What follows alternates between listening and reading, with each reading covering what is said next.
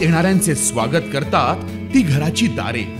आपले घर, बंगला, ऑफिस, फार्म हाऊस यासाठी सुंदर डिझाईन केलेली jumbo French door, safety door आणि तीही 18 गेज GI सेक्शन मटेरियल वापरून आणि 80 मायक्रॉन पावडर कोटिंग केलेली, संपूर्णपणे मेंटेनन्स फ्री, नजर खिळून राहील असे आकर्षक सर्व प्रकारचे डोर्स मिळण्याचे नाशिक मधील एकमेव नाव शिवाय एंटरप्राइजेस।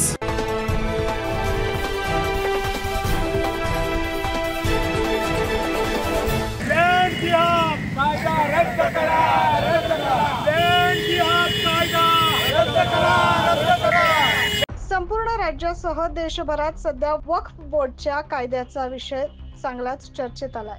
धुळे शहरातील नटराज टॉकीज परिसरातील नागरिकांच्या जागा देखील वक्फ बोर्डच्या नावावर झाल्याचा धक्कादायक प्रकार गेल्या काही दिवसांपूर्वी समोर आलाय। येथील नागरिकांनी आज शहरातील पारोळा रोड लगत असलेल्या छत्रपती शिवाजी महाराजांच्या पुतळ्याजवळ निदर्शनं केली। यावेळी वक्फ बोर्डच्या बाजूने उभे असलेल्या लोकप्रतिनिधींचा देखील निषेध करण्यात आला।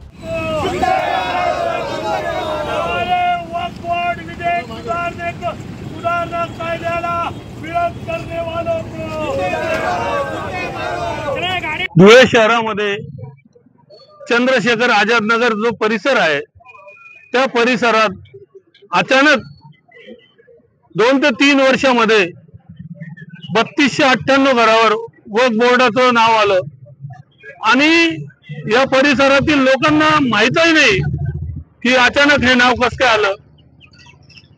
आज या परिसरात 80 ते 90 ते 100 वर्षापासून इथे लोक राहतात आणि ही जागा सरकारची आहे असं आमच्या या लोकांकडे प्रूफ आहे।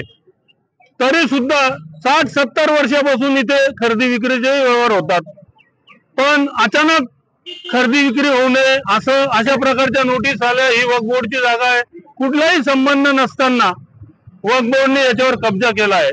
सगळ्यात मोठा गिळंकृत करणारा कायदा या देशाला म्हणजे वक्फ बोर्ड कायदा आहे। या वक्फ बोर्ड कायद्याला दिलेल्या अनेक सवलतींमुळे आज देशामध्ये 9 लाख हेक्टर जमिनीवर त्यांनी त्यांचा दावा दाखल केलेला आहे। धुळे शहरामध्ये सुद्धा 3280 लोकांची घरं आज या परिसरामध्ये याच्यावरही त्यांनी दावा दाखल केलेला आहे आणि म्हणून वक्फ बोर्ड संघर्ष समिती धुळेच्या वतीनं आम्ही हा विधेयक आलेल्या ठिकाणी खासदार जे विरोध करतायत त्यांचा निषेध करण्यासाठी, उदाहरणार्थ महाविकास आघाडीच्या साऱ्याच लोकांनी याला विरोध केलेला आहे। मुस्लिमांची बाजू घेऊन या देशाला फक्त मतांच्या लालसेपोटी या देशाला खड्ड्यात घालण्याचं काम करतायत। धुळ्यामध्ये जवळपास 3200 घरांवर वक्फ बोर्डने दावा दाखल केलाय, त्यामुळे येथील नागरिकांनी निदर्शनं केली। 9 न्यूज महाराष्ट्रासाठी प्रतिनिधी आम्रपाली वाघ।